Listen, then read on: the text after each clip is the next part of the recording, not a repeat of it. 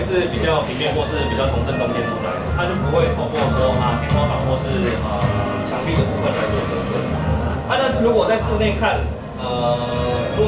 电视，然后如果没有特别去做家庭剧院的话，其实墙壁跟天花板的折射是相对比较重要的。因为如果它的方向性有出来的话，那居家的体验，它声音的临场性。